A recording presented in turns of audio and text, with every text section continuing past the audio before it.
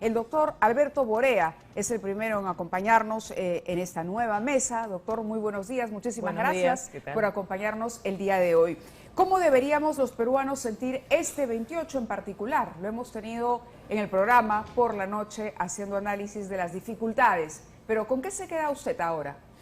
Bueno, con que debemos de hacer un análisis de la actitud nuestra durante todo este tiempo, en donde en el momento que vivimos actual es resultado muchas veces de la desidia o de la falta de determinación para acometer el Perú con grandeza, con entrega, con la capacidad de sentir que somos una nación y que por lo tanto no solamente debemos de buscar el bienestar propio, sino la solidaridad, que debemos de construir instituciones, aunque ello nos quite tiempo a nuestras familias, dinero a nuestras tesorerías, digamos, a nuestra economía, y eso no es lo que ha pasado en los últimos años. Se instaló, y yo diría desde finales, digamos, desde que vino el golpe de 1992, un espíritu absolutamente pragmático, individualista, donde todos los ideales que se pregonaron, por ejemplo, por el pensamiento de Haya, por el sentir de Cornejo Chávez, por los anteriores grandes pensadores del Perú, por la actitud del propio Bedoya Reyes, eventualmente quedaron de lado, y todo fue los independientes, todo fue lo que es bueno para ahora, va a ser bueno para mañana, y eso ha descoyuntado a la nación y ha dado con lo que tenemos ahora un conjunto de gente que no está reunida para nada en torno a ningún tipo de ideal. Ahora, entonces eso es muy grave, y creo que los peruanos, el Día de la Patria, debemos de empezar pensando en que estos lodos en los cuales estamos hoy sumergidos son consecuencias de esos vientos que soplaron y que no supimos parar en su momento. Y además el presidente Castillo fue elegido por esta ciudadanía que pedía un cambio, ¿no es cierto?, por los peruanos que pedían un cambio, pero tras un año de gobierno ha tenido 2 mociones de vacancia, ha tenido nombramientos cuestionados, ha mutilado el aparato público, y todo esto en solo 365 días. Creo que han sido 53 ministros también que ha tenido. ¿Qué esperar en este nuevo año o qué esperar hoy en su mensaje a la nación? Bueno, en primer lugar, lo que yo esperaría es que no fuera a decir un mensaje a la nación, que ahora, especialmente después de haber escuchado el sermón de Monseñor Castillo, que ha sido muy bueno, en donde nos ha recordado la figura de San Martín, como sintiéndose él, que había sido un libertador de la patria de Chile y de Argentina, y viniendo al Perú con ese propósito, se da cuenta con que no tiene la capacidad suficiente para consolidar la libertad de los pueblos de América. Se va humildemente donde Bolívar y le dice a Bolívar: bueno, si yo me tengo que ir, no obstante ser yo un general tan victorioso como usted tiene la fuerza, yo me retiro, es decir, porque no tengo la capacidad para eso. Y esto lo trae a colación de la figura católica y cristiana de la visitación de la Virgen a su prima Santa Isabel, ¿no es verdad? Entonces, cómo se pone el gobernante o la persona que está al frente con toda responsabilidad y con toda solidaridad, digamos, al servicio mismo de la nación, dejando de lado su situación. Castillo nunca tuvo condiciones para gobernar un país, y de eso tiene la culpa él, por no darse cuenta, pero tiene la culpa los irresponsablemente actuantes de Perú Libre, que lo lanzaron sin ningún tipo de miramiento a lo que tenía el país. Y adicionalmente, tomar en cuenta, Marisol, que él no ganó las elecciones, digamos, de una manera abrumadora, sino ganó con 10.3% de los votos de la nación, con lo que quiere decir que 89.7, 9 de cada 10 peruanos no estábamos de acuerdo con él desde el comienzo. Y él ha realizado, como tú señalas, toda una serie de actos que han llevado a desconcertar totalmente al país. Por ejemplo, todo lo que tú has dicho, que ya no es necesario pues señalar, ¿no? Zarratea, la chanchita, la tesis, el contrato del biodiesel, el contrato del puente Tarata, la plata que los ahora que se ha Además, descubierto que los hermanos le entregan que ni siquiera se ha preocupado por rodearse de gente, ¿no es cierto?, capacitada, que de alguna manera pues le dé consejos para gobernar. Claro, reconociendo esa incapacidad de la que usted habla. Ahora, la pregunta también es, un presidente incapaz ha durado un año, y ha durado un año porque hay un Congreso que le ha permitido durar. ¿Podríamos decir eso también? Mira, yo creo que aquí hay dos figuras distintas.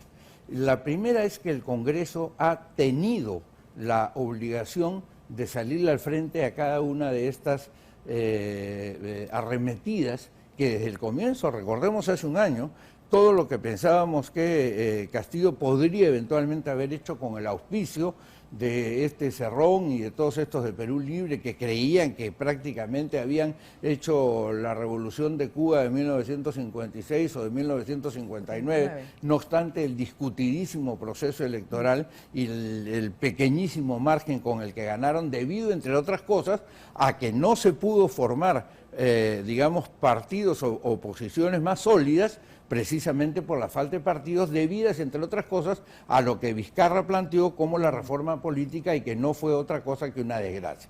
Entonces, hace un año este Congreso tenía que enfrentar prácticamente la arremetida de un toro que salía al coso con toda la fuerza y que quería derrumbar las barreras en cada choque que se daba con ella, ¿no es verdad? Y entonces el Congreso ha tenido una actitud importante hay que decirlo, porque han habido congresistas que se han batido con firmeza para evitar lo que pudo haber sido el arrasamiento del Perú. La ciudadanía está dividida hoy y la ciudadanía desaprueba. Desaprueba a Castillo y desaprueba al Congreso. Desaprueba al Congreso también. ¿Por qué cree que ocurre eso y cómo calificaría usted la actuación de Mari Carmen Alba, quien se ha despedido ya de la mesa directiva cediéndole la posta a Lady Camones? Bueno, como comentábamos previo a la entrada al CEN, yo creo que María del Carmen Alba ha desarrollado una tarea muy importante. Creo que el Perú, a pesar de todas sus debilidades, se ha podido, digamos, defender de toda esta agresión que le venía, de toda esta agresión de esta banda que le vino a gobernar el país. Ustedes saben que a mí me gusta leer antes de venir a una entrevista, y aquí encontré una cita sumamente interesante de Posner y de Honoré respecto a lo que sucede, a si podemos llamar derecho a todas estas cosas que pasan cuando una gavilla, como es lo que sucede ahora, como tú decías, gente que ni siquiera se preparó para gobernar. Pero acuérdense de Béjar, de ministro de Defensa, acuérdense de Iber Maraví, acuérdense del otro señor que era vinculado al terrorismo, acuérdense que había nombrado a 40 prefectos terroristas. Desde que nombró además su primer ministro, ¿no?, que fue Guido Bellido, con todos los cuestionamientos que tenía. Exactamente. Esa fue su carta de presentación. Pero exactamente, entonces toda esta gente ha estado vinculada a Silva y todos los demás, no al bienestar del Perú, sino a hacerse ellos del Perú. ¿Y qué cosa decía, no? Richard Posner, que es un autor pragmático, hay países, dice citando a Honoré, con gobiernos tan débiles que bandas, señores de la guerrilla, la mafia y sus imitadores y otros por el estilo, pueden operar con total inmunidad, libres de cualquier control gubernamental, y las normas promulgadas por esas bandas pueden tener más caracteres de normas legales que las leyes oficiales del país. ¿Y eso lo aplicaría acá? Y eso es lo que ha estado pasando acá, porque efectivamente en estos casos las normas de esa mafia pueden en ese momento ser parecidas a las normas que las de un gobierno oficial, pero ninguno les llamaría leyes aún así, como a veces pasa. El gobierno oficial se hace cómplice en el ejercicio de los poderes cuasi legales de esa banda y puede aún, en efecto, haberles delegado la responsabilidad. A propósito del Congreso, perdóname Marisol, tenemos información que me gustaría reiterarle al público. La presidenta del Congreso, Lady Camones, ha señalado que el congresista Freddy Díaz, acusado precisamente de violación sexual por una trabajadora del Parlamento, se encuentra no habido. La policía lo está buscando. Ha señalado que la víctima fue dopada en una de las oficinas del Congreso y se anunció además ya su expulsión. Claro, eso es consecuencia de no tener partidos políticos. Precisamente tenemos que irnos al Congreso porque tenemos un último minuto con nuestro compañero Álvaro Cisneros. Álvaro, adelante con la información. Tiene que ser. Bueno, la coyuntura no ha permitido de que la denuncia pueda verse... No escuchamos. ¿Álvaro? Álvaro, estamos viendo la imagen del hemiciclo en este momento, cobertura exclusiva por Fiestas Patrias. A ver si, Álvaro, solucionamos el problema del audio para poder escucharte y nos cuentes lo que está ocurriendo. ¿Cuáles son las reacciones a partir de esto que ha señalado Lady Camones Yar? Se encuentra no ha habido. Más temprano, Alianza por el Progreso anunció la expulsión de este congresista acusado de violación, una violación, que ocurrió en las instalaciones del Poder Legislativo. Tremendo. Esta denuncia ahora se agrava con la situación como no ha habido del congresista y quisiéramos conocer, Álvaro, si es posible, las reacciones de quienes estén presentes. Vamos a volver contigo en unos instantes mientras continuamos aquí con la entrevista. Y mientras con que Dr. precisamente hablamos sobre este tema y que nos da cuenta de la degradación, ¿no es cierto?, de la representación política en nuestro país, que tengamos en estos momentos a un congresista de la República acusado de violación sexual. Claro, como tenemos a otros acusados de colusión con diversos actos. Eso te demuestra, como comentábamos al comienzo, la falta de cuidado que hemos tenido los peruanos precisamente desde el 92, cuando se empezó a atacar consistentemente a los partidos políticos que tenían ideología, que tenían organización, que tenían doctrina, que tenían cuadros, y a poner a cualquiera. Entonces se instaló lo que en Italia se llama el cualunquismo, es decir, el cualquierismo. Cualquiera puede ser, no, si cualquiera puede ser presidente. ¿Qué es lo que dijo ayer o antier yo lo escuché en una transmisión tuya, Mávila, que entrevistaban a una parlamentaria y decía, no, si cualquiera de nosotros puede ser presidente. Yo no puedo ser jugador de fútbol, yo no puedo ser jugador de básquet. Yo no Refiriéndose puedo ser, al Congreso, me parece claro, que era así. Sí, cualquiera puede ser presidente del Congreso. Cualquiera no puede, o sea, tienes que prepararte para eso, y para eso son los partidos políticos. Pero esa responsabilidad, exactamente, esa responsabilidad tienen las agrupaciones políticas, que no hacen, ¿no es cierto? Pero, a ver, no hacen su trabajo. Los partidos políticos son con un conjunto de personas que piensan similar, que actúan dentro de su organización de forma democrática para tomar determinaciones que pueden beneficiar a la nación.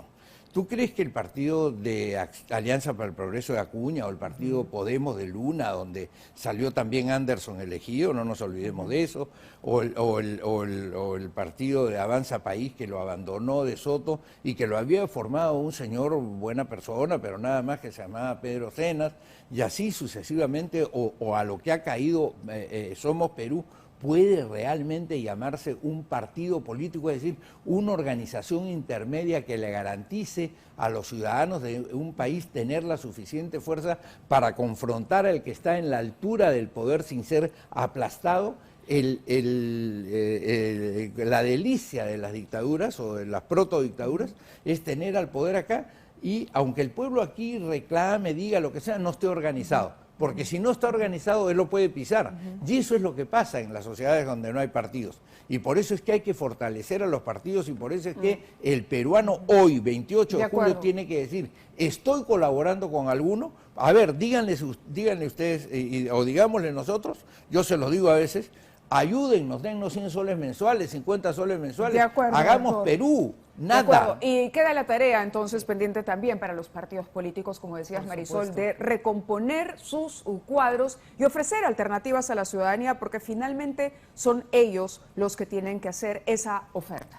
En lo que va de su gobierno, el presidente Pedro Castillo pues ha realizado, como le hemos dicho, múltiples ofrecimientos y también promesas muy populistas que no ha podido cumplir hasta ahora. Según expertos, se trata de un mecanismo para maquillar la carencia de un plan de gobierno y un equipo técnico para proponer proyectos tangibles para el país. Compromisos que definitivamente no ha cumplido en esos 365 días, ninguna reforma además en beneficio, ¿no?, de los peruanos. No, por el contrario, el balance es absolutamente negativo. Queremos en ese sentido agradecerle al doctor Alberto Borea por haber estado con nosotros haciendo esta reflexión importante sobre lo que ha venido ocurriendo en los últimos tiempos. Y es cierto, comparando y escuchando al presidente hace un año, la verdad es que el problema en el que ha metido al país es lamentable. ¿Algo que quiera agregar, doctor, por favor?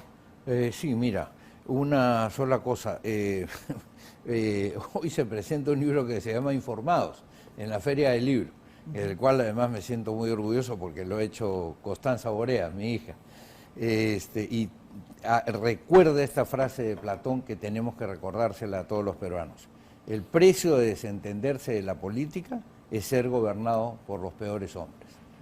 Y eso es lo que nos ha pasado en estos tiempos con los cuales debemos de concluir. Muchas gracias a ustedes por la resistencia que ha demostrado mucha de la prensa en evitar este avasallamiento que hace un año parecía, ya era un maremoto.